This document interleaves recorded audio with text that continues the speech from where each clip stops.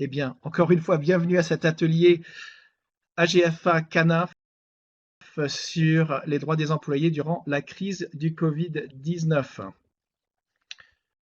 Cet atelier vous est présenté par l'AGFA, le Centre Albertain d'information juridique et le Centre d'accueil des nouveaux arrivants francophones. Et nos bailleurs de fonds pour cet atelier sont le gouvernement d'Alberta ainsi que Immigration, Réfugiés et Citoyenneté Canada. Quelques notes. Les micros, les caméras sont déconnectés.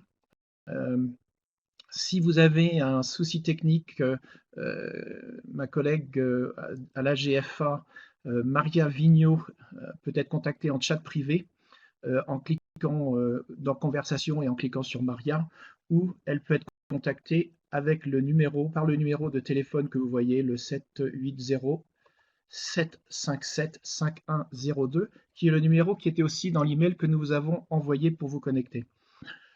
Pour les questions pendant la session, vous verrez en dessous de l'écran où vous me voyez, il y a une zone conversation où on peut faire un chat, quoi. Donc votre nom sera présenté à tout le monde.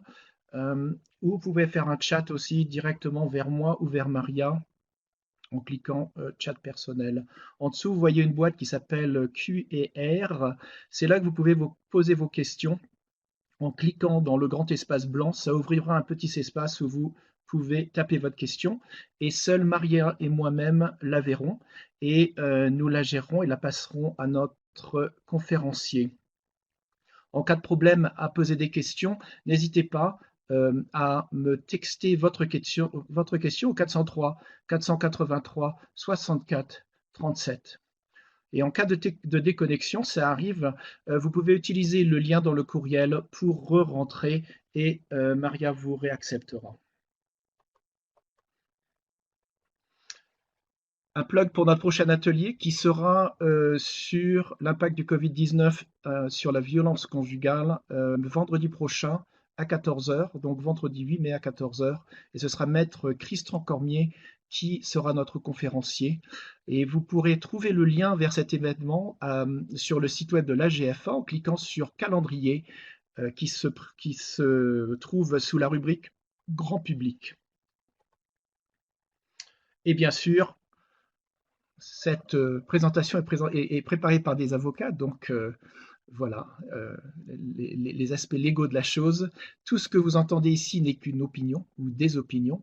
Si vous avez besoin de conseils d'avocats, il faudra en consulter un ou une. Et il peut y avoir des erreurs, en particulier vers les sites web des gens qui ont été utilisés pour l'atelier. Et je vois déjà une question. Est-ce que le micro est muet? Oui, tous les micros sont muets. Les questions seront par écrit sous conversation ou en cliquant en dessous sur la boîte Q&R.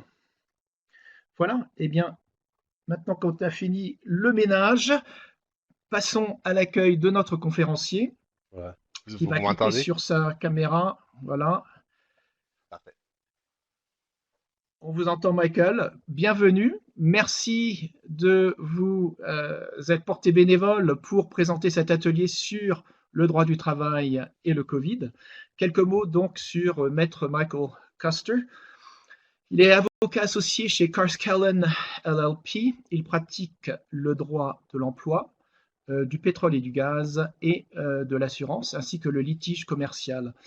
Il est joueur de piano, donc il sera très confortable au clavier devant nous. Et il est aussi backpacker routier et il subira sans doute les impacts du Covid sur son voyage qu'il planifie en Espagne et au Portugal cet été, qui, comme beaucoup de projets de beaucoup de gens, devra être remis à plus tard. C'était des choses qu'on planifiait before Covid, mais en ce moment où il faut avoir de la flexibilité. Michael, je vous laisse prendre et nous Parfait. présenter Merci beaucoup votre pour l'introduction, présentation. Erwan, et bienvenue à tous les participants. Comme Erwan a mentionné, je pratique partiellement en droit d'emploi. Euh, je dirais que je pratique à peu près 70% avec les employés et 30% avec les employeurs. D'abord, je connais les droits et les responsabilités des employeurs ainsi que des employés. Bon, j'espère être capable de vous donner un point de vue assez balancé entre les deux aujourd'hui. La présentation est divisée en trois sections. Premièrement, on va revoir les principes de base dans les droits d'emploi qui s'appliquent même pendant la crise COVID-19. Et une fois que la crise finit, les principes qui vont continuer de s'appliquer.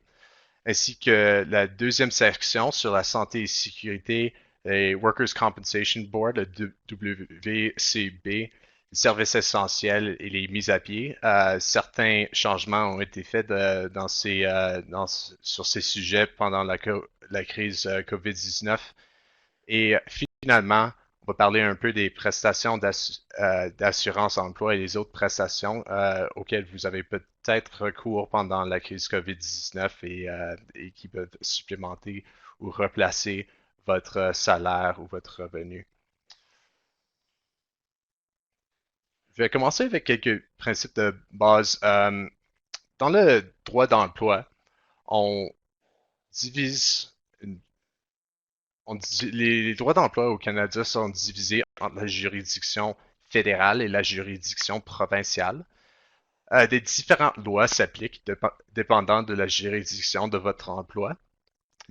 Et pour la juridiction fédérale, ça s'applique aux employés dans les professions des banques ou le camionnage qui traversent les frontières provinciales, ainsi que les services de poste, le militaire, les télécommunications. Ça, c'est les catégories énumérées qui sont sous la juridiction fédérale. Le reste tombe sous la juridiction provinciale. Euh, pour cette présentation, je vais supposer que les participants sont gouvernés par la juridiction provinciale, puisque la plupart des emplois sont sous la juridiction provinciale.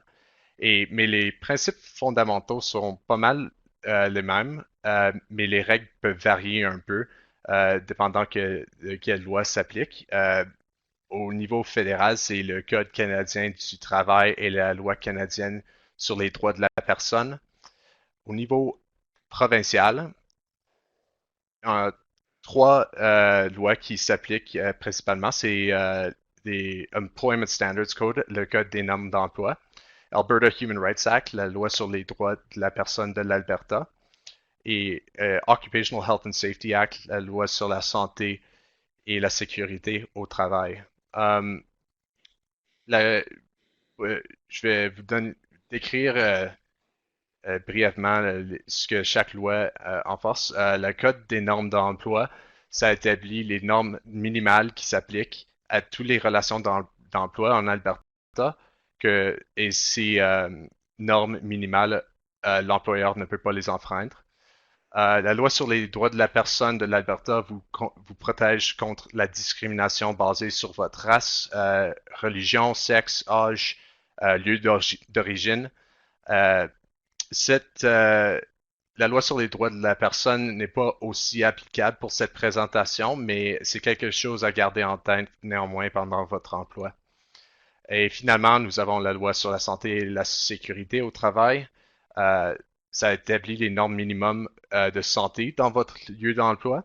Et on va parler un peu de ça plus tard dans la présentation.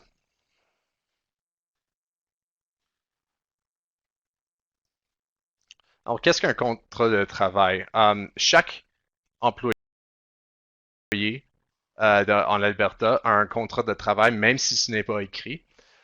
Si c'est par écrit, ça décrit typiquement les détails de votre emploi tels que le taux de rémunération, les heures de travail, les jours de congé, les vacances, les avantages.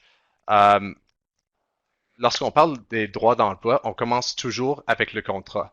D'abord, assurez-vous d'avoir une copie de votre contrat d'emploi si ceci a été rédigé en forme écrite. Parce que s'il y a des problèmes avec votre employeur, c'est la première chose à laquelle on garde.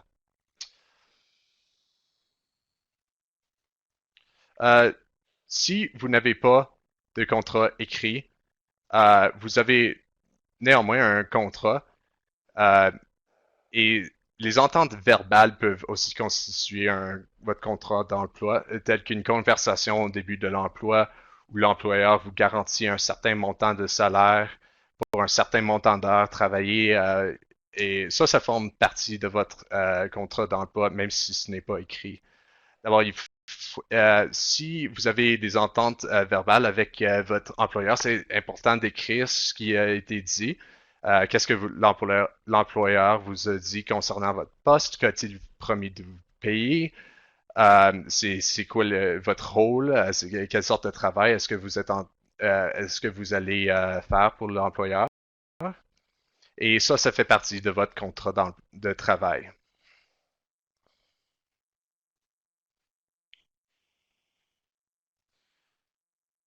Si quelque chose n'est pas dans le contrat, euh, par exemple, on n'adresse pas les vacances ou les taux supplémentaires pour les heures supplémentaires qu'on travaille, euh, vous avez toujours le droit au montant minimum légal précisé dans le Code des normes d'emploi. Ça, c'est un concept très important. Un employeur ne peut pas enfreindre sur les normes minimum sous le Code des normes d'emploi.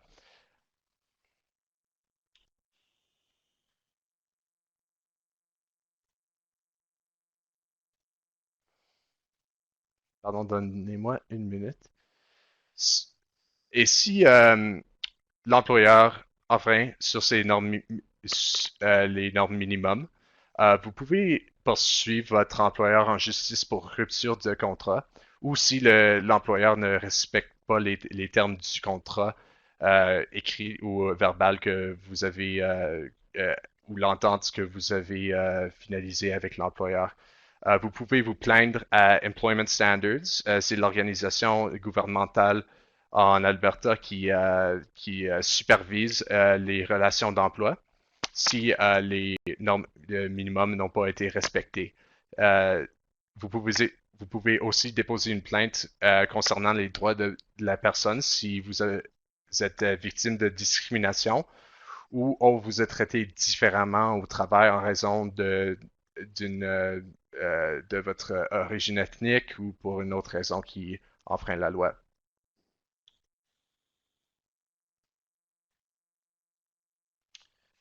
Et comme j'ai mentionné plus tôt, le Code des normes d'emploi, c'est vraiment la loi qui est le plus applicable et auquel, en tant qu'avocat en droit d'emploi, j'utilise le plus. Ça a établi les règles que la majorité des employeurs doivent respecter en Alberta.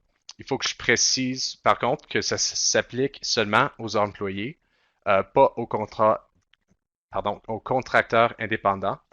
Euh, sont, par exemple, un technicien avec plusieurs clients qui utilise ses propres outils et qui garde tous les profits de ses services. C'est probablement pas un employé. C'est plutôt un contracteur indépendant et ce n'est pas couvert sous le Code des normes d'emploi. C'est probablement la même chose pour les travailleurs Skip the Dishes. Il y a un peu de controverse sur ce sujet, mais en ce moment, ça a l'air que les travailleurs Skip the Dishes ou Uber sont des contracteurs indépendants plutôt que des employés comme tels.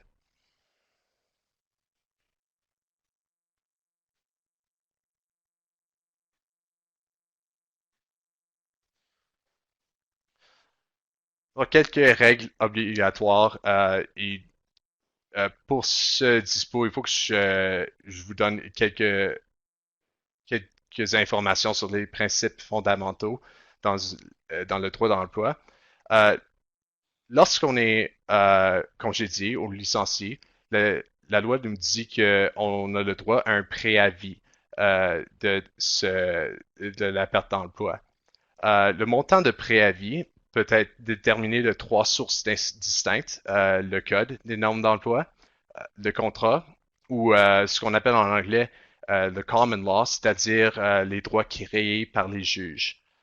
Euh, c'est important de prendre note que le préavis, c'est pas une punition contre l'employeur, c'est censé être utilisé pour que vous avez le temps de vous rétablir après avoir été licencié. Euh, ça peut le préavis, ça peut prendre la forme monétaire ou sinon l'employeur peut aussi vous donner du préavis en forme de temps raisonnable avant la cessation de l'emploi, c'est-à-dire que vous continuez à travailler pendant la période de préavis. Et une fois que la période de préavis termine, vous avez la relation d'emploi est terminée. Um, Sur le dispo, vous verrez qu'il y a un certain montant de temps qui est de préavis minimum qui est garanti sous le Code des normes d'emploi. Euh, Ceci est le montant de préavis minimum. Si votre contrat vous donne un montant de préavis qui surpasse le montant minimum dans le code, l'employeur doit respecter le contrat et vous donner cette période de préavis qui est spécifiée dans le contrat. Euh, et d'abord, on a une semaine pour plus de 3 mois et moins de 2 ans. Ça continue jusqu'à si on a travaillé pour l'employeur pour 10 ans ou plus. Dans ce cas-là, c'est 8 semaines. Mais sous le common law ou le contrat, c'est beaucoup de temps, ça peut être plus que cela. Les périodes de préavis minimum, ça reste en vigueur pendant la crise COVID-19. Alors, il y a quelques employés ça se peut qu'ils vous disent, je peux pas vous payer à cause des constraints financiers créés par la COVID-19. Je veux pas vous payer votre préavis minimum, c'est-à-dire, euh, ça, c'est pas ce que la loi nous dit. Même pendant les constraints financiers, même pendant la COVID-19, vous avez le droit au préavis minimum. Euh, la situation où est-ce que vous aurez pas le droit au préavis minimum, c'est quand vous êtes renvoyé euh, pour quelque chose de grave comme le vol. C'est en anglais just cause ou renvoyé pour cause. Dans ce cas-là, si l'employeur peut faire preuve que vous avez euh, fait quelque chose de grave et manquer une journée de travail, ça qualifierait probablement pas pour quelque chose de grave. Il faut que ça soit quelque chose qui euh, qui brise ou rupture le contrat d'emploi de manière fondamentale. Dans ce cas-là, vous n'avez pas le droit au préavis minimum, soit sous le contrat, en common law ou le code d'emploi. Si un employeur vous renvoie et allège que vous avez fait quelque chose de grave ou que vous êtes congédié pour cause, je vous encourage de consulter avec une des legal aid. Je pense qu'on va avoir des numéros de contact plus tard dans la présentation ou avec un avocat.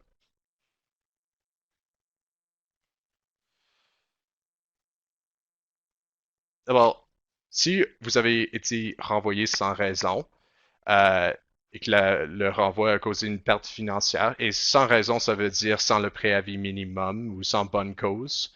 On peut poursuivre l'employeur en justice. Euh, Vous pouvez faire cela seul si vous voulez. Dans la cour des petites créances, il y a un maximum de 50 000 qu'on peut obtenir dans la cour de petites créances, mais il y a aussi quelques services qui sont disponibles.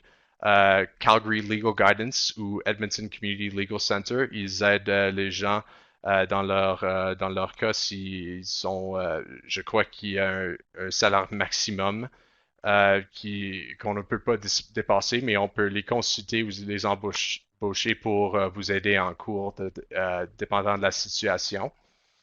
Euh, Sinon, vous pouvez aussi consulter avec un avocat.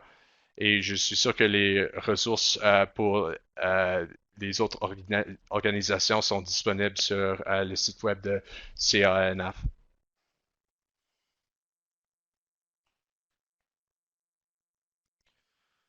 Bon, ce qu'il faut faire si l'employeur ne respecte pas les règles, c'est de documenter tout par écrit. C'est beaucoup plus facile de faire preuve de quelque chose en cours si on si on écrit la situation et on garde les records. D'abord, enregistrez toutes vos heures et conservez la copie de tous vos chèques de paye et de vos documents de paye, ainsi que toutes les communications entre vous et votre employeur. Um, Prenez des notes concernant tous les problèmes, si vous pouvez, la même journée où que, que le problème a commencé. Notez l'heure et la date à laquelle le problème survient. Um, et finalement, vous devez déposer votre plainte 6 mois au plus tard après avoir quitté votre emploi. Ça, c'est pour le code des normes d'emploi. Si vous poursuivez votre employeur euh, dans la cour de petite créance, vous avez 2 ans, mais je vous encourage d'aller chercher de l'aide d'un avocat aussitôt que possible parce que le plus qu'on attend, c'est le plus difficile que ça devient de poursuivre un employeur avec du succès. Jusqu'à maintenant, voilà la section sur les principes fondamentaux. euh, fondamentales. Et je voulais voir si les participants ont des questions. Erwan, je pense que Oui, vous organisez les questions. Est-ce qu'il y a quelque chose on a jusqu'à une maintenant question qui a qui été posée dans la a pris section l'attention? conversation. C'est quelqu'un qui demande, mon employeur ne m'a pas déclaré, donc l'employeur n'a pas déclaré l'employé et la personne aurait commencé en janvier jusqu'à mars. Qu'est-ce qu'ils peuvent faire? Donc ils ont pas été déclarés. Je suis pas entièrement clair sur Je pense que c'est une la déclaration déclaration. vers Quelle sorte de Revenu Canada déclaration et comme avec ils les ont pas. withholding tax, etc.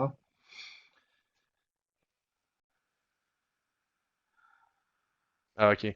Dans ce cas-là, je dirais que ça serait approprié de contacter Employment Standards parce que, comme j'ai dit, ça gouverne toutes les relations d'emploi en Alberta. Ou si c'est sous la juridiction fédérale, je suis pas sûr, euh,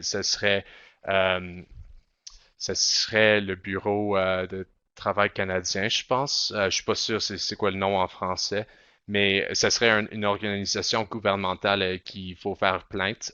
C'est pas une situation où, euh, à mon avis, il y aurait pas de dommages, à moins que qu'on peut faire preuve qu'il y a eu de l'argent que vous avez pas reçu. Et donc, je dirais, faudrait aller Et à donc, une organisation la question, en gouvernementale fait, est-ce plutôt que ce qu'un serait une avocat. situation différente dépendant de si la personne, est-ce que c'est un contrat verbal ou écrit, par exemple?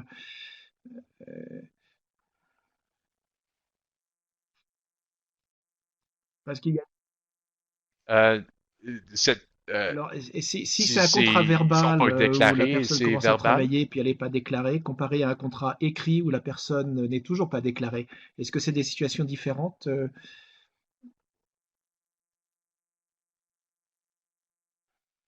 Non, les mêmes principes, les mêmes lois s'appliquent. Dans ces situations-là, ça Ok. ferait Et pas de donc, différence l'organisme si que c'est cette écrit ou personne devrait verbal. contacter, c'est le Labor Standards, Employment Standards. Employment Standards euh, en Alberta. J'ai pas inclus le numéro de contact pour Employment Standards. Peut-être que j'aurais dû le faire. Erwan, si vous pouvez, quand vous finissez la présentation, même pendant la présentation, vous pouvez Ceux qui aller ont fait sur la chercher un question contact avec pour un encore un petit Employment point Standards en d'interrogation derrière, on fait un Alberta. petit suivi et puis on les Et enverra par email. Donc, s'il y a d'autres questions, n'hésitez pas maintenant parfait. pour cette section. Et voilà, je crois que Michael, vous pouvez continuer.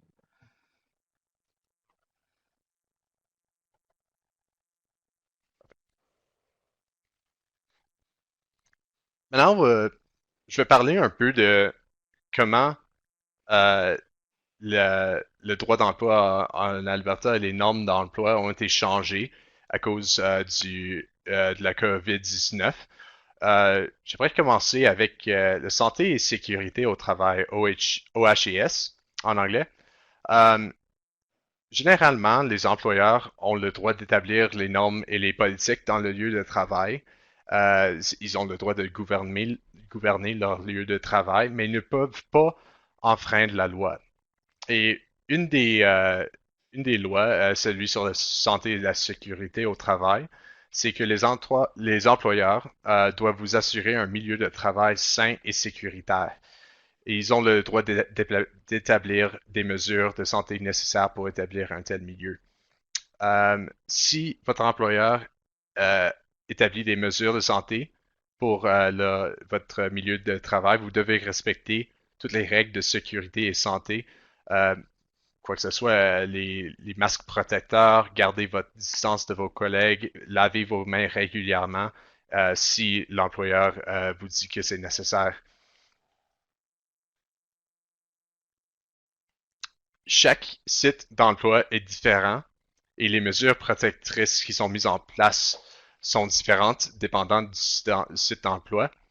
Um, Ça va être différent dépendant de si on travaille comme infirmier ou infirmière ou si on travaille dans une épicerie. Il y a la COVID-19, c'est une situation très unique et sans précédent. Et il n'y a pas beaucoup de normes strictes euh, et obligatoires euh, qui sont en place à travers le gouvernement, mais ce que le gouvernement a dit, c'est que les employeurs doivent, doivent toujours vous assurer un milieu de travail sain et sécuritaire et ils, ils doivent adresser, doivent prendre des, des euh, doivent prendre des étapes pour établir un tel milieu.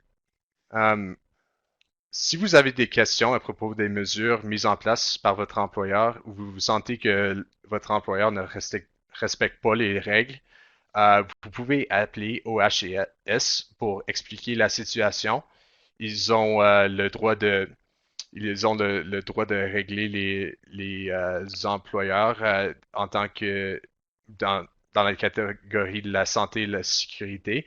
Et ils peuvent peut-être entrer dans le lieu d'emploi et adresser la situation s'ils croient que c'est nécessaire.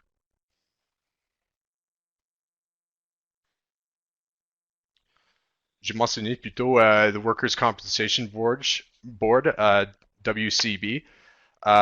Presque tous les employés en Alberta sont couverts par la Commission des accidents du travail. C'est une assurance pour toutes les blessures et les maladies subies au travail ou causées par le travail. Et le WCB a décidé d'implémenter des politiques à propos du COVID-19 et peut vous indemniser si vous contractez le COVID-19 à votre site d'emploi. Euh, il y a quelques facteurs que le WCB doit considérer pour voir si vous êtes éligible pour être indemnisé. Peut-être que la nature de votre emploi nécessite une exposition suffisante à la source de l'infection. Et il peut être démontré que la nature de l'emploi est la cause de l'infection ou que la nature de l'emploi crée un risque élevé d'exposition à l'infection. Euh, Ça va dépendre de la situation. Moi, par exemple, en tant qu'avocat, si je décide de rentrer au bureau et aller chercher des papiers et je contracte la COVID-19, ça, ça ne qualifierait pas, probablement pas, parce que la nature de mon emploi ne nécessite pas une exposition à la source de l'infection. Mais si on travaille dans une épicerie, par exemple, et qu'on contracte l'infection d'un des clients, dans ce cas-là, je dirais que il y a probablement un bon cas pour l'indemnisation sous la commission de WCB, en particulier dans les emplois qui accueillent le public régulièrement et en grande capacité. Si votre risque de contracter la COVID-19 n'est pas plus élevé que pour le public en général, il n'y aura pas de recours au WCB. Bon, si vous contractez la COVID-19 au travail, il faut appeler le HealthLink au 811 et suivre leurs directives en rapport au test pour confirmer le diagnostic.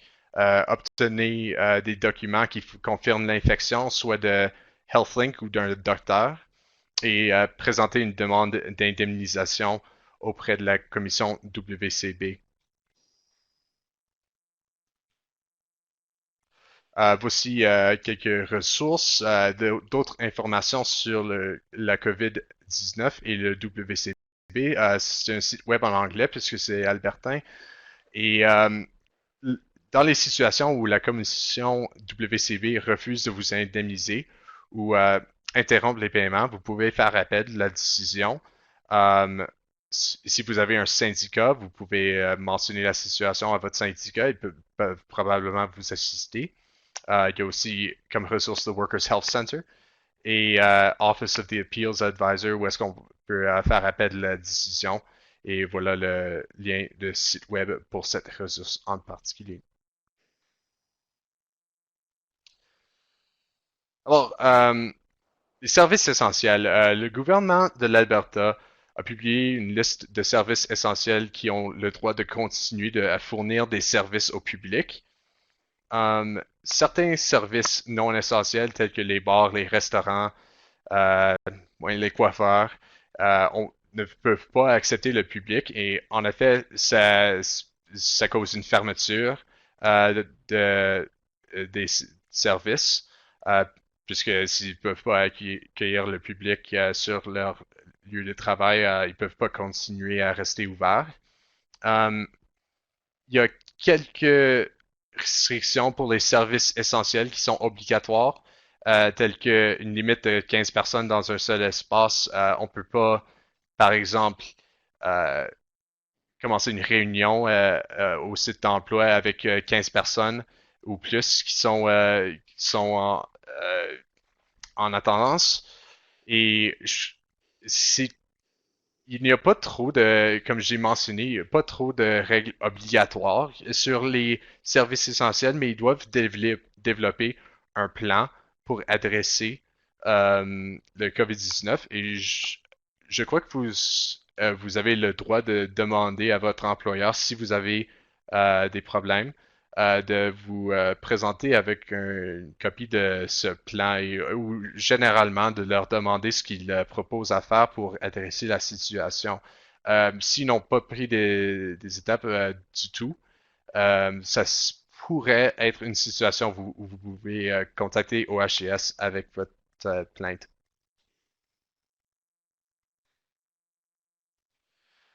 Quelques changements que le code, pardon, le gouvernement d'Alberta a introduit sur le code des normes d'emploi de façon temporaire. C'est seulement pendant la crise COVID-19. Euh, le gouvernement de l'Alberta maintenant garantit un congé de maladie créé par la COVID-19. En ce moment, c'est 14 journées sans paye pour les employés qui doivent s'isoler car ils présentent des symptômes du COVID-19 ou ils ont été diagnostiqués avec le COVID-19 ou qui doivent rester chez eux pour prendre soin d'un enfant ou adulte ou dépendant qui doit s'isoler. Euh, L'employeur doit vous donner ces 14 journées de congé de maladie dans ces situations-là. Sinon, il enfreint sur le code des normes d'emploi. Euh, Pendant cette période, le gouvernement d'Alberta, originalement, a dit que cette période serait avec un congé avec paye, mais lorsqu'ils ont publié l'ordre du ministre, c'est clair que qu'il n'y a pas de revenus pendant ce temps, probablement parce que votre revenu peut être supplémenté par les prestations fédérales. D'abord, si vous demandez à votre employeur pour les 14 journées de congé de maladie, savez que vous avez probablement pas le droit à, du paye pendant ce temps. À moins, bien sûr, que votre contrat de travail le garantit. Vous n'avez pas besoin de donner à votre employeur une note de votre médecin, mais par contre, je vous encourage d'aller en chercher une si possible, parce que l'employeur a le droit à la preuve que vous êtes malade ou que vous vous occupez de quelqu'un qui est malade. Euh, euh, je dirais consulte avec 811 ou HealthLink pour voir quelle sorte de preuve vous pouvez obtenir d'une diagnostic de la COVID-19 ou d'une situation où il faut que vous restez chez vous. Un autre changement que le gouvernement de l'Alberta a introduit à cause de la COVID-19, c'est les changements aux mises à pied. Euh, Mise à pied, c'est vraiment dans ce temps-ci, beaucoup d'employeurs ont commencé à mettre leurs employés à pied pendant la COVID-19 à cause des pressions financières. Euh, En anglais, ça s'appelle un layoff. Ça suspend de façon temporaire le contrat de travail, mais ça ne brise pas la relation d'emploi. Vous êtes toujours considéré en tant qu'employé pendant une période de mise à pied et ça ne brise pas le contrat d'emploi de telle façon que vous auriez droit à des préavis minimums. Euh, Pendant la mise à pied, l'employeur a le droit de suspendre votre salaire, mais l'employeur doit vous aviser de votre mise à pied à l'écrit. Si c'est seulement verbal, ils n'ont pas bien suivi les règles par rapport aux mises à pied. Et dans cette situation, vous pouvez soit vous plaindre à l'employeur ou à Employment Standards ou poursuivre votre employeur pour avoir enfreigné le contrat de travail. Bon, avant la crise COVID-19, la période de mise à pied ne pouvait pas dépasser 60 jours pendant une période de 120 jours, mais le gouvernement a réalisé que dans cette situation, il va probablement avoir beaucoup d'employeurs qui doivent mettre à pied leurs employés pendant une période de plus de 60 jours. D'abord, ils ont introduit des changements temporaires au code des normes d'emploi. La période maximum de la mise à pied est maintenant 120 journées consécutives. Mais si un employeur dépasse la période maximum, c'est-à-dire 120 journées, cela constitue une rupture du contrat et vous pouvez poursuivre votre employeur pour votre préavis parce qu'on est considéré être congédié si les employeurs ne suivent pas les règles euh, par rapport aux mises à pied. Finalement, vos responsabilités. Si votre employeur vous avise à l'écrit pendant la période de la mise à pied, euh, qu'il vous faut retourner au travail, vous devez le faire, à moins que vous soyez malade ou vous preniez soin de quelqu'un.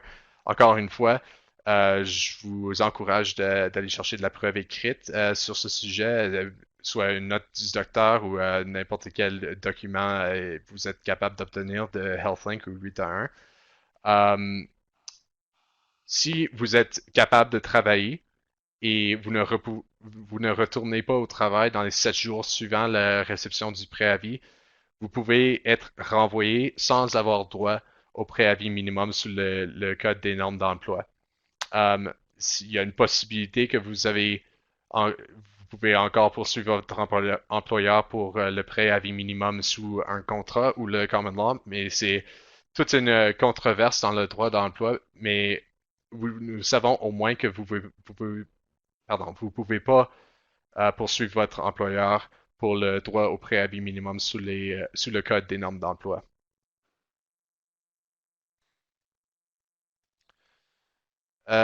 Les syndicats.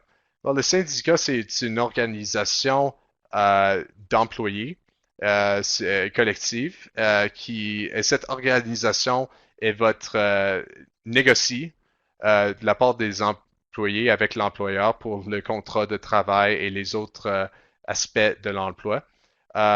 S'il y a un syndicat dans votre lieu de travail, un union en anglais, euh, celui-ci a le droit et le devoir de vous représenter lors de problèmes reliés au travail.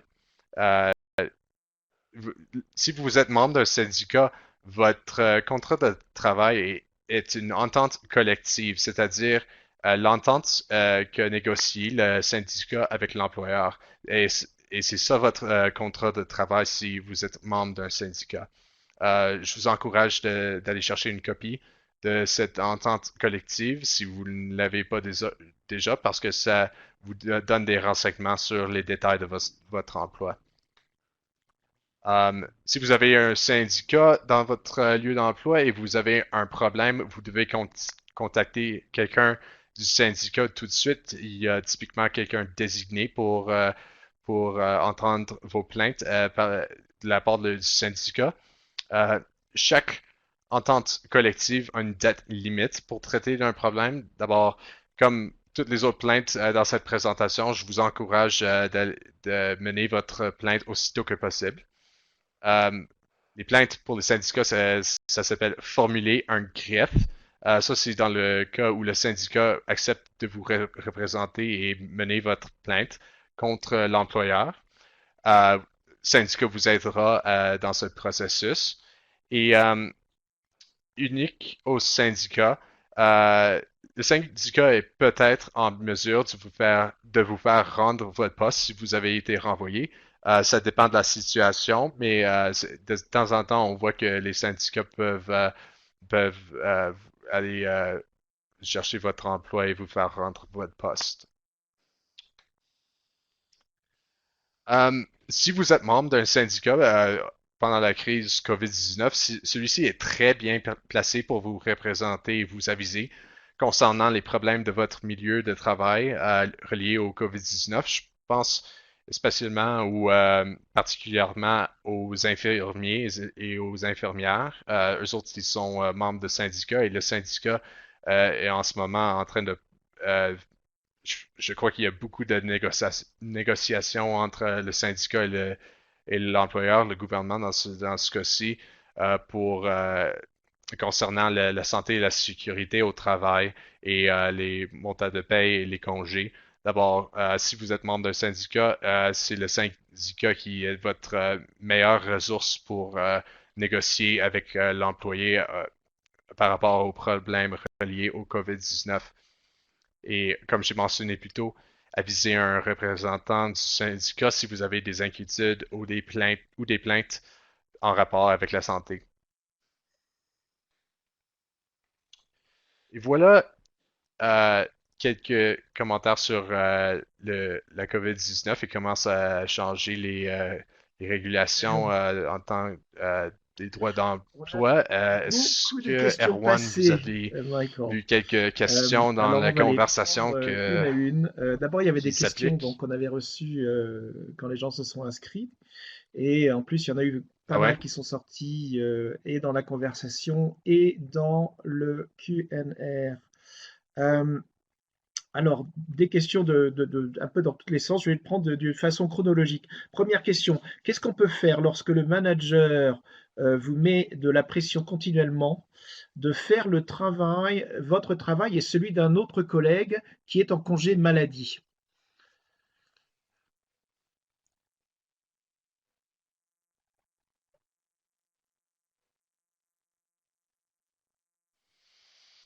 Hmm. Je crois que c'est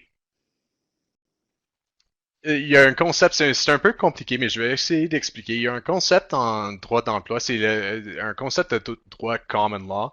Euh, ça s'appelle un congédiement déguisé.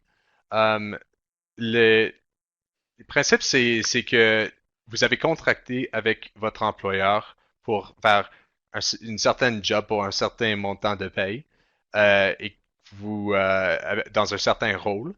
La plupart du temps, à part les situations où est-ce que le contrat dit que l'employeur peut le faire, l'employeur peut pas faire des changements fondamentaux à votre contrat d'emploi sans consulter avec vous et que vous êtes en accord avec ces changements.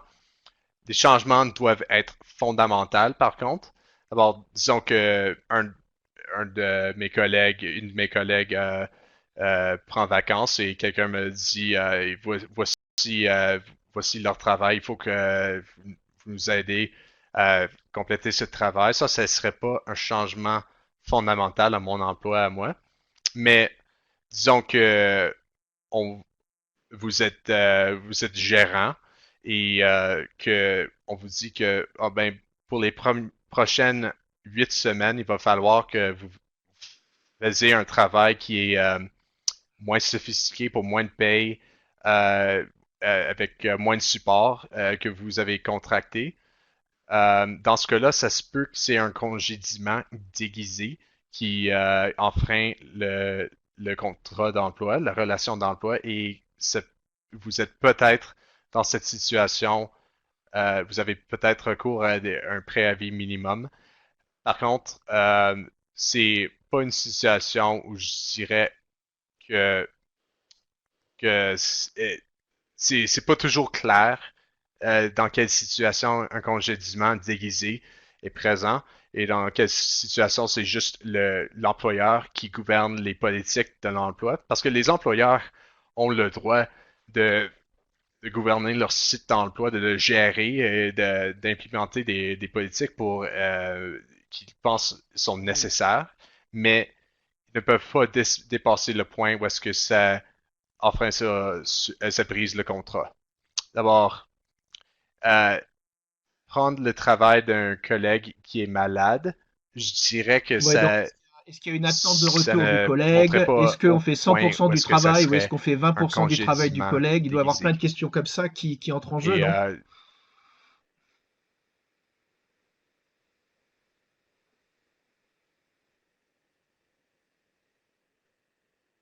ouais, oui, certainement. Et si la situation, c'est, ça dépend de la situation, comme tellement de situations en droit.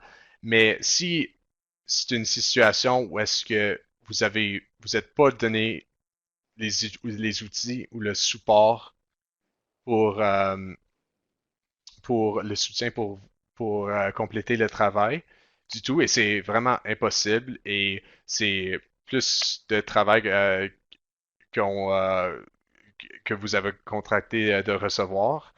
Dans ce cas-là, il y a peut-être un argument que c'est un congédiement déguisé.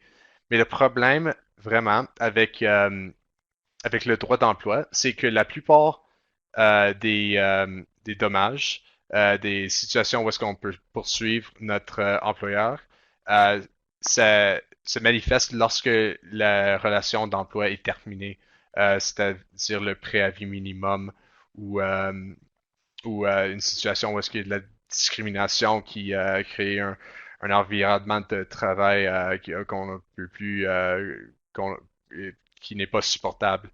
Et les, les problèmes euh, qui surviennent pendant pendant l'emploi, si ce n'est pas un problème qui monte au niveau d'enfreigner sur le contrat ou de briser le contrat, il n'y a pas beaucoup qu'on peut faire à part dire aux employeurs que c'est un congédiement déguisé, je ne consente pas au changement ou, euh, ou juste simplement quitter l'emploi.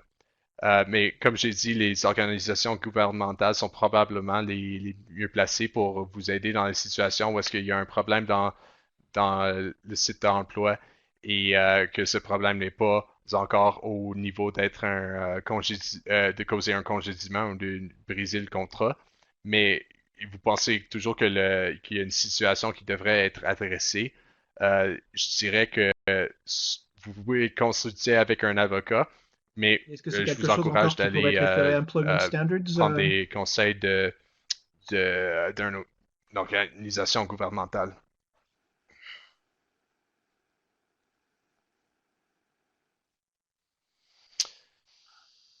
Hmm. C'est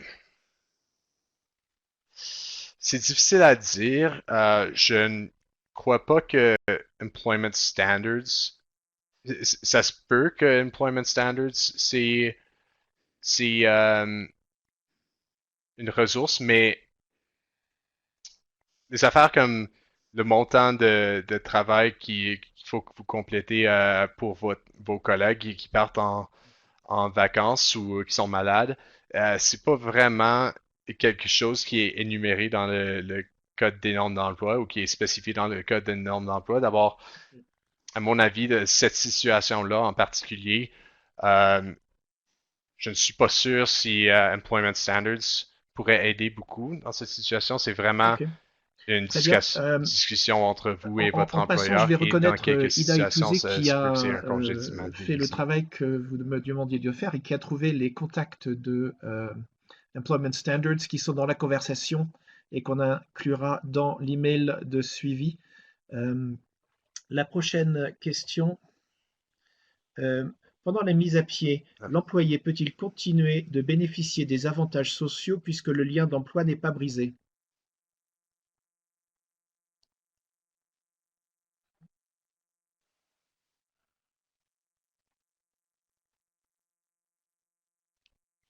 Oui, oui. Euh, si on qualifie, si on est éligible pour l'assurance emploi, on va parler un peu des, euh, de comment on qualifie pour l'assurance d'emploi plus tard, mais si on qualifie pour l'assurance emploi ou même pour le CERB, le fait qu'on est mis à pied plutôt que Je congédié, je comprends crois un peu que vous êtes la question plus, c'est vous est-ce avez qu'on peut toujours toujours utiliser recours aux l'assurance prestations. supplémentaire du travail, Est-ce que c'était etc. ça la La question, question les exacte, c'était prestations pendant ou la mise à il y avait... pied, l'employé peut-il continuer de bénéficier des avantages sociaux puisque le lien d'emploi n'est pas brisé? Ah ben non, tout à fait. C'est la prestation sans doute. euh, je ne sais pas ce que ça veut dire. Ouais, les avantages sociaux, moi ça me dit la prestation. À part ça, je ne crois pas que la plupart des avantages sociaux en Alberta sont liés à l'emploi. Mais il faudrait que je Donc, sache si vous avez quelle posé la sorte question, n'hésitez pas à d'assistance ajouter une sociaux deuxième question dans le QR auxquels on fait en bas de référence dans la page, question. dans la zone où on peut taper. Je vais passer à la prochaine question. Est-ce que l'employeur a le droit de mettre fin au contrat durant la mise à pied?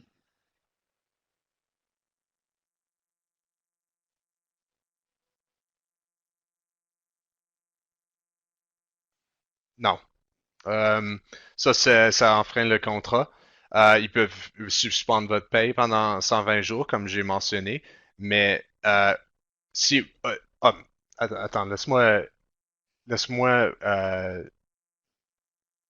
euh, répondre à ça d'une manière différente. Ils peuvent, mais c'est pas... vous avez le droit à vos préavis minimum dans cette situation-là. On peut renvoyer un employeur pour n'importe quoi. De même façon, un employé peut, peut partir, peut quitter l'emploi pour n'importe quelle raison, mais on ne peut pas les employeurs ne peuvent pas vous renvoyer à moins pour cause sans vous donner le préavis minimum ou le préavis sous votre contrat. D'abord, ils peuvent vous renvoyer pendant euh, la période de mise à pied, mais pas sans Ok. vous Une payer autre question le qui préavis était ou vous donner le venue préavis avec les inscriptions. qui est Les nécessaire. personnes licenciées pour cause de Covid-19 ont-elles le droit de retourner travailler au sein des mêmes entreprises d'où elles ont été licenciées une fois la situation rétablie?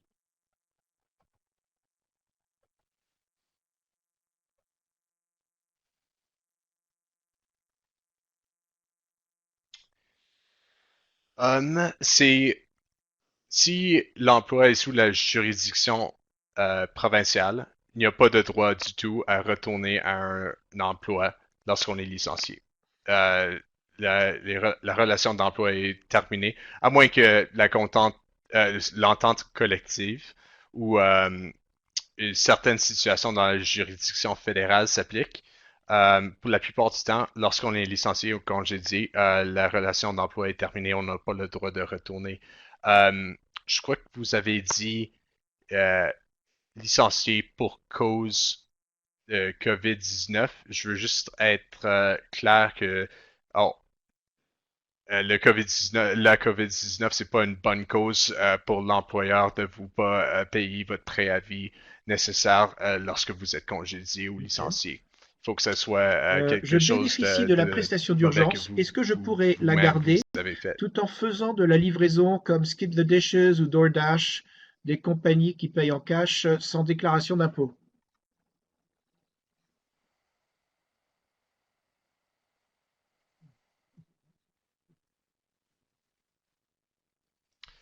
Je peux pas aviser de ne pas déclarer du revenu d'emploi dans votre impôt. Euh, Comme on va parler de ça un peu plus tard, mais je pense que le montant maximum qu'on peut recevoir, excuse-moi, sous la prestation canadienne d'urgence, c'est 1 000 $ de revenus pendant les premières 2 semaines qu'on reçoit la prestation et après ça, 1 000 $ pour les prochaines 4 semaines, je crois. Si vous avez plus que 1 000 $ comme revenu, comme salaire, soit en tant que euh, contracteur indépendant ou en tant qu'employé, vous devez le déclarer et oui, dans ces situations, le gouvernement peut potentiellement cesser Ok. de vous donner des Que faut-il bénéfices faire lorsque mon de employeur prestations refuse canadiennes de d'urgence. réajuster mon salaire à la hausse pour cause de Covid-19?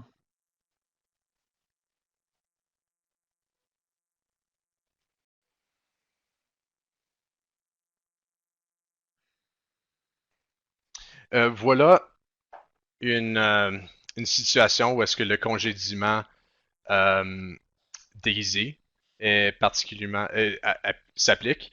Euh, Typiquement, le salaire, c'est une portion fondamentale de votre contrat d'emploi. C'est la seule raison pour laquelle on travaille. D'abord, la plupart du temps, si on coupe le salaire d'un employé de plus que, disons, à peu près 10%, ça, les tribunaux et les cours ont déterminé que la plupart du temps, ça sera un congédiement déguisé, c'est-à-dire que l'employeur enfreint sur le contrat et vous renvoie sans vous dire que vous êtes renvoyé parce que il brise le contrat. Euh, Vous pouvez prendre. C'est important de spécifier que lorsque un employeur réduit le salaire à un montant qui est plus bas que pour lequel que vous avez contracté. Vous avez un choix. Vous pouvez accepter le changement et continuer à travailler. Sinon, vous pouvez prendre la position que euh, l'employeur en fait vous a congédié. C'est un risque et je vous avise de contacter un avocat de droit dans ces situations-là parce qu'il y a beaucoup d'étapes qu'il faut prendre et beaucoup de choses qu'on peut pas dire et des choses qu'il faut dire lorsqu'on est congédié, lorsque l'employeur vous congédie de façon déguisée. D'abord, si avez eu votre salaire réduit et ce n'est pas officiellement une mise à pied et vous n'avez pas accepté Alors j'ai un retour sur ma la question réduction sur les du salaire, bénéfices tout à je vous l'heure. encourage de Est-ce qu'on peut garder contacter les un avocat bénéfices bien qu'on a pour été mis à des pied? renseignements. C'était pas donc les prestations et le chômage, c'était les bénéfices comme l'assurance supplémentaire, etc. Assurance santé, couverture dentaire, etc. Donc, si on travaille pour une compagnie qui offre ces couvertures supplémentaires, est-ce que quand on est mis à pied, on est toujours employé? On a donc encore accès?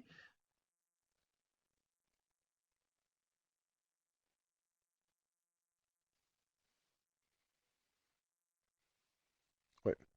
Ouais, lorsqu'on est mis à pied, on est toujours employé.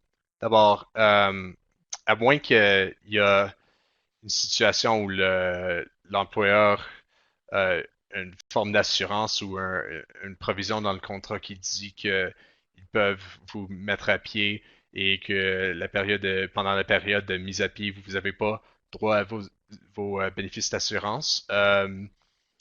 Et j'ai jamais vu ça. Euh, Pendant la période de mise à pied, vous êtes toujours un employé et à mon avis, vous vous avez toujours le Très bien. bénéfice J'aimerais savoir si je des travaille dehors de d'assurance l'horaire, donc je crois que ça que veut dire des heures votre supplémentaires. employeur vous donne. Est-ce que j'ai le droit dit sur le taux du temps de reprise?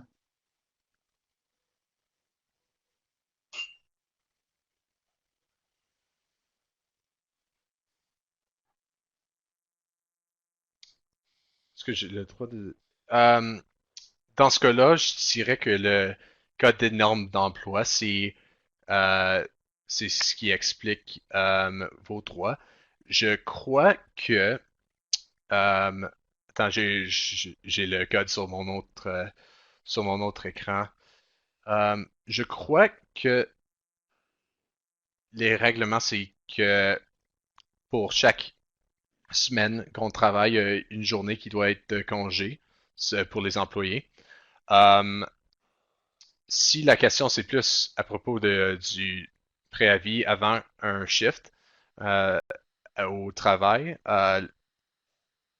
avant la COVID-19, l'employeur devait vous donner 24 heures de préavis avant un nouveau shift, mais pendant le COVID-19, le gouvernement de l'Alberta a changé ça pour dire que c'est juste de la vie raisonnable aussitôt que possible. C'est un peu plus vague, mais c'est clair que dans certaines situations, euh, on n'a pas, on n'a pas le droit de plus euh, d'autant d'avis que de 24 heures.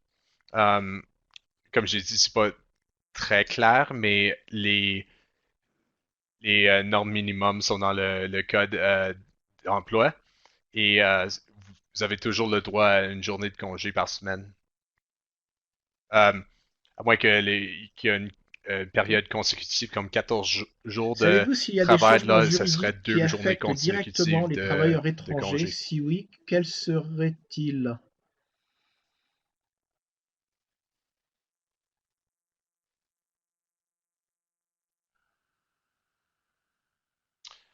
Euh, de ce que je sais, non, mais je ne suis pas un avocat en le droit d'immigration. Euh, je crois que les travailleurs étrangers ont les mêmes droits que les travailleurs qui résident au Canada. Il y avait quelques annonces sur les responsabilités des travailleurs qui traversent les lignes nationales régulièrement pour leur travail. Je pense qu'il y a un certain montant de quarantaine chaque fois, mais je ne sais pas s'il il y a des changements pour Oui, on les avait fait un travailleurs atelier, temporaires et je vous notre premier encourage atelier d'aller avait parler à été avec un Daniel avocat Brière de d'immigration. Erwan, je crois Brière qu'il y a Immigration une Services et présentation je vais qui s'en vient. inclure un lien vers cet atelier pour les participants si vous voulez cliquer dessus. Les questions, il y a pas mal de questions sur le droit d'immigration, incluant certains aspects du droit des permis de travail qui ont été couvertes. Et Daniel avait aussi proposé que les gens le contactent. Donc, ces infos contacts sont dans la présentation. Je mettrai le lien dans l'email de suivi de cet atelier. Une autre question avec la... Oh, pardon. Euh, Avec la migration du travail vers la maison, la séparation entre le travail et la vie hors Merci. travail se floute. Non, non, vas-y. Qu'en dit le droit du travail? C'est déjà quelque chose qui se fait avec les téléphones cellulaires, etc. Quand on travaille de la maison et qu'il y a une crise à 9h30 du soir, Euh,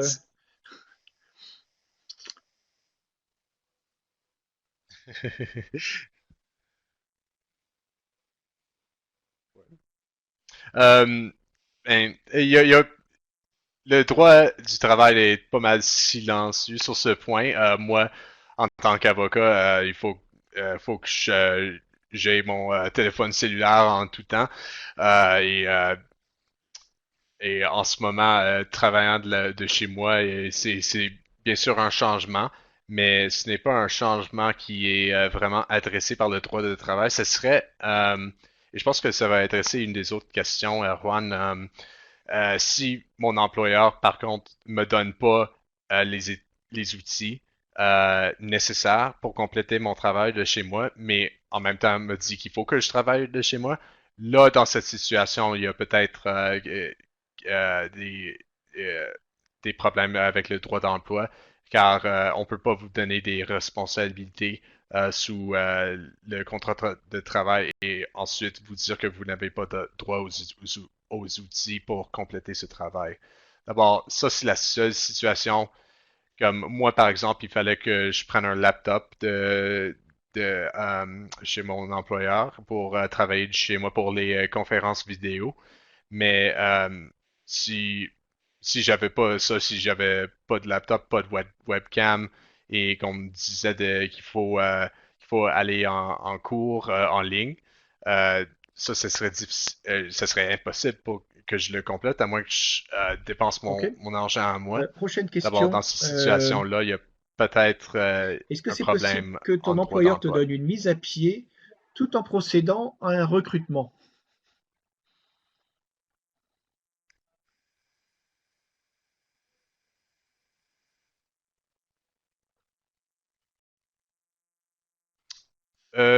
Oui, euh, je ne vois pas pourquoi pas. À moins que vous êtes membre d'un syndicat, la plupart du temps, l'entente collective a des provisions qui adressent ces sortes de situations. Euh, mais à moins que le mise à pied vient à cause d'une forme de discrimination, ça c'est une autre situation où est-ce que je peux voir que ça serait pas euh, propre.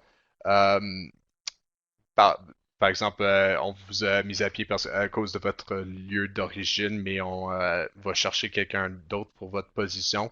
Ça serait ça enfreinerait sur vos droits sous la loi sur les droits de la personne.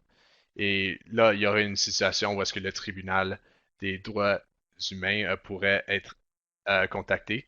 Mais à part ça, non, je ne vois pas il y a pas de qualification dans le code qui dit pourquoi on donne à un employé une mise à pied.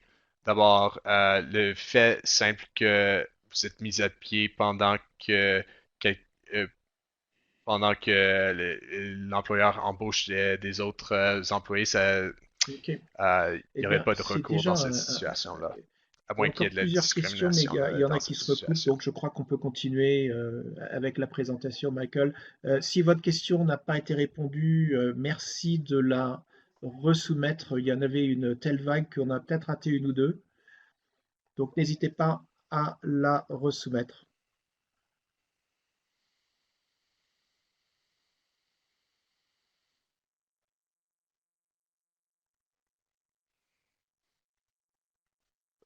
Parfait. Maintenant, les prestations. Euh, dans cette situation de la COVID-19, le gouvernement a reconnu que c'est, bien sûr, il y a beaucoup de constraints et de pression financière pour les travailleurs au Canada. D'abord, ils ont garanti quelques prestations dans les situations où ils déterminent que les individus qualifient pour les prestations. Euh, Prestations d'assurance emploi, c'était en place avant la COVID-19, c'est en place durant la COVID-19. Euh, si votre employeur vous renvoie, votre employeur fait faillite ou vous vous êtes mis à pied temporairement, c'est toutes des situations où est-ce qu'on peut potentiellement qualifier pour l'assurance emploi. Le maximum qu'on peut recevoir, c'est 573 $ par semaine. Euh, 50%, ce qui est 55% maximum de votre rémunération assurable hebdomadaire. Euh, Ça dure d'une période de 15 à 45 semaines, mais ça dépend premièrement du taux de chômage dans votre région. Je connais pas par cœur les calculations du gouvernement, mais ils vont examiner le taux du chômage dans la région et, euh, et aussi le nombre d'assurables que vous avez accumulé pendant la dernière année pour voir le montant de temps que vous pouvez bénéficier des prestations d'assurance emploi. Euh, pour être éligible pour l'assurance emploi, il faut que vous occupiez un emploi assurable. La plupart des emplois sont admissibles, mais les contracteurs indépendants, je ne crois pas que ça compte comme emploi assurable. Il faut que dans votre emploi, vous faisiez des paiements de votre, je connais pas le mot en français, de premium sous le programme d'assurance. Et pour la plupart des contracteurs indépendants, ils font pas ce paiement. D'abord, c'est pas un emploi assurable. Il faut que ayez perdu votre emploi pour des raisons qui ne sont pas de votre faute, comme j'ai mentionné plus tôt, le vol, si on vous renvoie pour cause. Dans ces situations-là, si l'employeur peut faire preuve de vous avoir renvoyé pour cause, vous n'avez pas le droit à l'assurance emploi. Um, s'il y a un dispute sur ce sujet, vous pouvez toujours faire plainte à, à- je crois que c'est à Employment Standards ou ouais, je crois que c'est à Employment Standards ou l'organisation équivalente au niveau fédéral pour que un officier peut aller mener une enquête pour déterminer si vous avez été renvoyé pour cause ou non.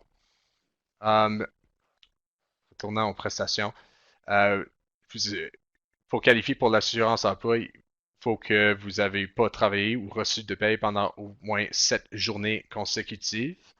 Um, Vous avez travaillé le minimum d'heures assurables pendant les 52 semaines. Les dernières 52 semaines, ça c'est entre 420 et 700 heures, dépendant du taux de chômage dans votre région. Il faut que vous soyez prêt et capable de travailler et de le faire en tout temps. Si vous êtes malade, il y a une différente prestation d'assurance qui s'applique. Et il faut que vous cherchiez activement du travail au présent. Euh, pour le dernier point, c'est très important si on reçoit de l'assurance emploi et des prestations d'assurance d'emploi qu'on documente nos efforts pour trouver de l'emploi pendant que vous recevez des bénéfices d'assurance. Sinon, le gouvernement peut cesser de vous donner des prestations. Euh, je crois que c'est chaque 2 semaines qu'ils vont remplir un formulaire ou appeler un représentant du gouvernement pour expliquer vos efforts. Mais je vous encourage, encore une fois, de garder tous vos efforts en écrit et de le présenter au gouvernement quand il le demande. Si, Parce que si on n'a pas cette information, le gouvernement peut cesser de vous donner des bénéfices d'assurance emploi. Euh, il faut toujours marquer le nom des employeurs que vous avez contactés, le nombre de fois le nombre de contacteurs que vous avez contactés, d'employeurs que vous avez contactés, la nature de l'emploi, etc. Voici le site de contact pour présenter une demande pour l'assurance emploi. Euh, Ceci est le site à consulter. Je crois que vous allez avoir une copie de la présentation une fois fini. Il y a aussi des prestations d'assurance emploi en tant que maladie en particulier. Euh, Vous avez recours à l'assurance emploi peut-être si vous tombez malade et ne pouvez pas continuer à travailler. Euh, Vous avez potentiellement droit à jusqu'à 55% de votre rémunération. Même chose qu'avec les prestations d'assurance emploi régulier. mais cette fois pour un maximum de 15 semaines. Euh, Assurez-vous d'obtenir un certificat médical qui confirme votre diagnostic ou qui confirme votre mise en quarantaine. Et voici le site web en bas pour les prestations d'assurance emploi en tant que maladie. Finalement, nous avons aussi la prestation canadienne d'urgence qui a été établie euh, par rapport au COVID-19. Euh, Celui-ci offre 500 dollars par semaine pour un maximum de 16 semaines si vous arrêtez de travailler ou vous perdez votre revenu pour des raisons reliées au COVID-19. D'abord, c'est vraiment la prestation de la COVID-19 et, et la prestation d'assurance d'emploi, ça gouverne les restes des situations. Si vous tombez malade, si vous êtes mis en quarantaine ou prenez soin de quelqu'un malade ou en quarantaine, vous pouvez peut-être qualifier pour le PCU. Aussi dans la situation où est-ce que les parents doivent rester chez eux pour prendre soin de leurs enfants pendant les fermetures d'école. Euh, Voici dans les situations où est-ce que, par exemple, il y a des mises à pied, si vous êtes toujours employé, mais votre paye est réduite, car il n'y a pas d'assez de travail, ou même si votre paye est suspendue, dans ces situations-là, je vous suggère de considérer la prestation canadienne d'urgence, car ça peut supplémenter ou remplacer jusqu'à un certain degré votre revenu pendant que vous êtes mis à pied ou même congédié. Um, cette prestation-ci, elle s'applique aussi aux contracteurs et entrepreneurs et les autres individus qui ne qualifient pas pour l'assurance emploi, les contracteurs indépendants, parce que c'est basé seulement sur le montant de revenus qu'on déclare. Et, et ça dépend pas de. Euh, il faut pas que vous êtes employé dans un emploi assurable. Vous pouvez aller chercher la prestation canadienne d'urgence même si vous êtes contracteur indépendant. Vous ne pouvez pas être qualifié pour la PCU si vous n'avez pas gagné un revenu d'emploi d'au moins 5 000 en 2019 ou dans les 12 mois précédant la demande. Euh, si vous avez quitté votre emploi volontairement euh, ou si vous allez gagner plus de 1000 dollars de revenus d'emploi pendant 14 jours consécutifs au cours de la période initiale de 4 semaines. C'est très important de faire une demande pour la PCU aussitôt que possible, comme toutes les autres demandes, comme toutes les autres plaintes, parce que si on attend pour trop longtemps, le gouvernement peut refuser de vous donner des prestations. Euh, je suis pas entièrement sûr, mais je crois que c'est à peu près 4 semaines après qu'on a cessé de recevoir du revenu à cause de COVID-19 qu'il faut mener une plainte, euh, pardon, mener une application sous la PCU. Hop, attends. Prestation canadienne d'urgence. On ne peut pas recevoir l'assurance emploi et la prestation canadienne d'urgence en même temps. C'est difficile de temps en temps à voir lequel s'applique à votre situation. Je sais qu'il y a plusieurs commentaires sur le site web du gouvernement fédéral qui vous encourage de contacter un représentant pour voir dans votre situation, est-ce que la PCU ou l'assurance emploi s'applique. Mais disons que vous êtes déjà sur, vous recevez déjà des prestations d'assurance d'emploi et ces prestations arrêtent avant le 3 octobre. Euh, Vous pouvez ensuite faire une demande pour la PCU. D'abord, même si on ne peut pas recevoir les deux prestations en même temps, le PCU peut suivre la fin des prestations d'emploi, euh, d'assurance emploi. Et voilà le site web pour faire la demande pour les prestations canadiennes d'urgence. Finalement, c'est pas vraiment dans mon secteur de droit, mais il y a aussi des prestations canadiennes d'urgence pour les étudiants. pour les étudiants qui ne sont pas capables de trouver de l'emploi ou les nouveaux diplômés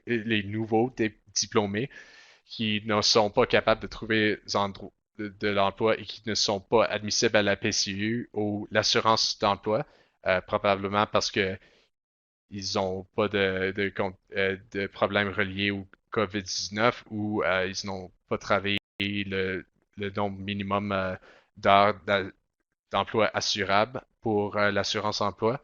Dans cette situation-là, le gouvernement a un programme qui donne des prestations aux étudiants de mai à août le, de 2020. Et c'est le montant des prestations, c'est 1250 dollars par mois ou 1750 dollars par mois si on a des personnes sous notre charge qui sont des dépendants. Quelques autres, quelques autres changements pour aider les étudiants du gouvernement. Il y a un programme d'emploi de jeunes, je crois, au sein de Service Canada qui est élargi pendant le COVID-19. C'est potentiellement une ressource pour des nouveaux emplois. Il y a une bourse canadienne pour les étudiants bénévolats qui font des efforts par rapport à COVID-19 pour aider avec la situation. Je ne connais pas exactement les détails de cette bourse, mais c'est quelque chose à consulter si vous faisiez en ce moment des activités de bénévolat pour le COVID-19.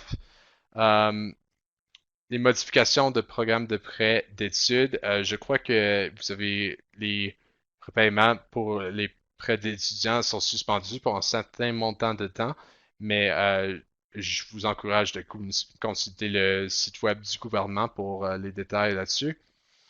Et soutien aux étudiants internationaux travaillant dans un service essentiel. Les étudiants internationaux, je crois qu'il y a une restriction qui dit que la plupart du temps, on ne peut pas travailler plus de 20 heures par semaine parce que le gouvernement vous accepte dans le pays en tant qu'étudiant plutôt que en tant que travailleur. D'abord, ils ont typiquement un maximum montant d'heures qu'on peut travailler si on est étudiant international. Ça a été suspendu temporairement pendant la crise COVID-19. Et donc, il y a plus de maximum montant d'heures qu'un étudiant international doit travailler. Et voilà aussi le site web pour si vous avez besoin d'autres informations et pour les applications euh, Merci pour les Michael. étudiants en Oui, bon, particulier. si vous avez besoin d'informations juridiques en plus de celles qu'a donné Et Maître Erwan, je Michael vais vous Koske, laisser parler il y un a petit donc le peu Centre des autres Albertain ressources qui sont d'information juridique disponibles que à vous nos pourrez participants. contacter au numéro visible sur l'écran. Et les infos sont aussi sur le site web infojury.ca. Si vous êtes résident permanent ou réfugié accepté, le CANAF est aussi là pour vous donner des infos et vous soutenir dans la navigation de ce labyrinthe que peut être ce système. Et nos infos sont là, info@canaf.ca, le numéro de téléphone et notre site web. Euh, et nous avons aussi bien sûr les ateliers en ligne qui sont disponibles. Si vous voulez recevoir ceux sur le droit d'immigration, n'hésitez pas à me le demander. D'ailleurs, je vais l'inclure comme lien dans le suivi. Euh, je pense qu'il y avait encore une couple de questions euh, que je vais partager avec vous, Michael. Je bénéficie d'une prestation d'urgence et mon employeur m'a demandé de reprendre le travail à raison de 1 000 $ par mois. Est-ce que ça impacte la prestation d'urgence?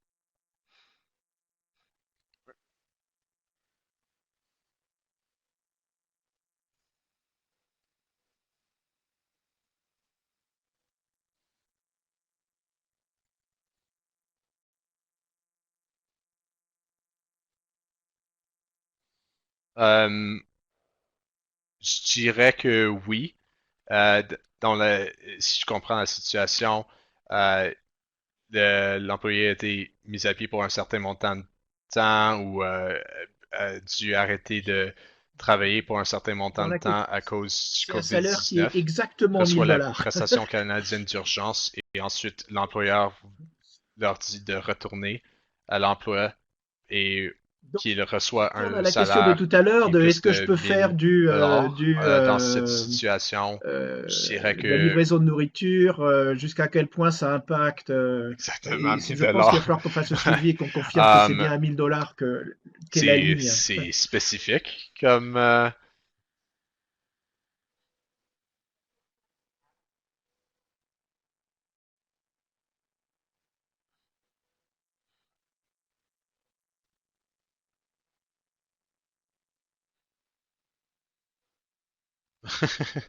ouais, je je dirais que ça peut potentiellement euh, te priver de vos de la PCU, mais dans cette situation, on sait jamais. Il faut toujours consulter avec le représentant du gouvernement Euh, c'est juste moins de qui 1000 gère dollars par votre mois. prestation. Clarification. D'abord, je consulterai avec eux si est-ce que c'est 1000 dollars par semaine, 1000 dollars par mois. Euh, je suis pas entièrement sûr.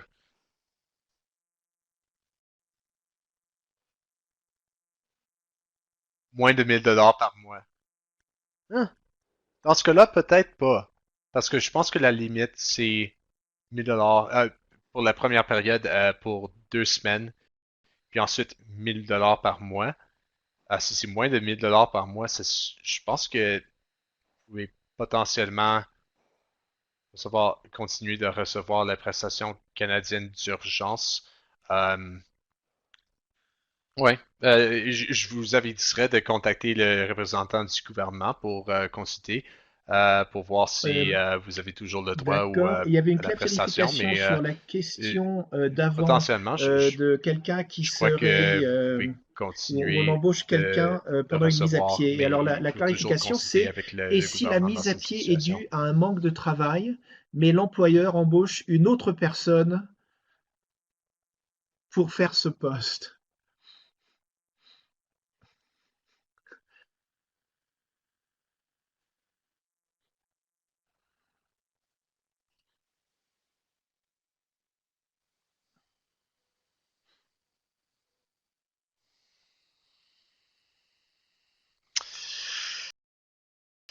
Ah, c'est c'est un peu compliqué dans cette position-là. Comment expliquer? Alors, je dirais que la plupart du temps, l'employeur n'a même pas besoin de donner une raison pour une mise à pied. S'il le donne, euh, je crois que ça peut certainement être utilisé contre l'employeur dans le futur comme preuve d'une série de d'actes euh, qui étaient soit discriminatoires, soit une partie d'un congédiement déguisé.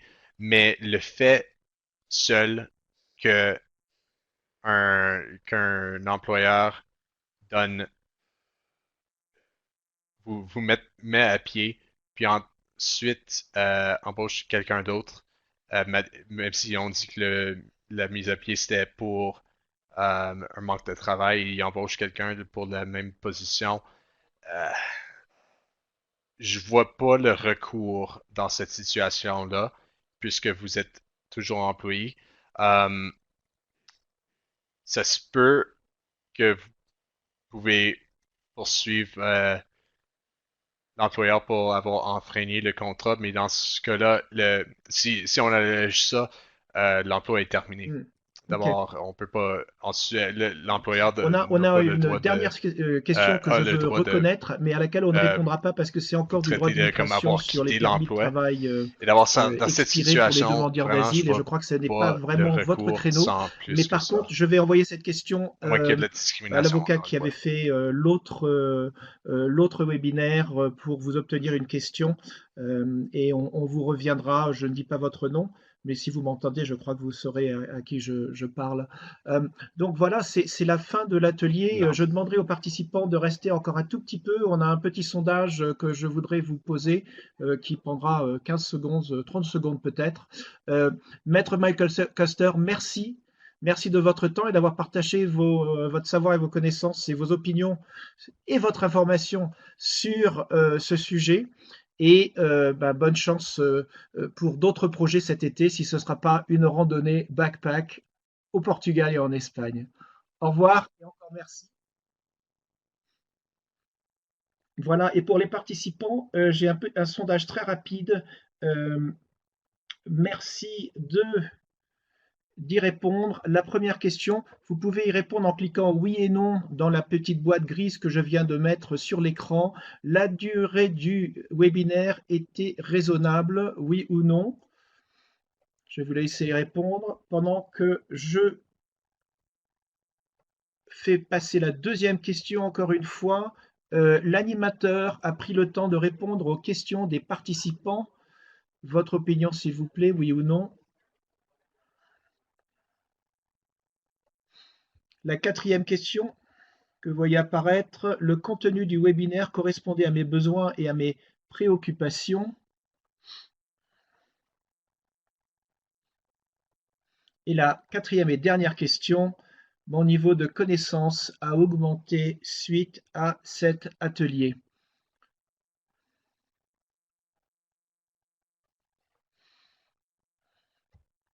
Je crois que tous les participants ont répondu à la majorité des questions. Donc, je vous remercie et n'oubliez donc pas, la semaine prochaine, vendredi à 2 heures, l'atelier sur la violence conjugale. Merci de vous être joints à nous.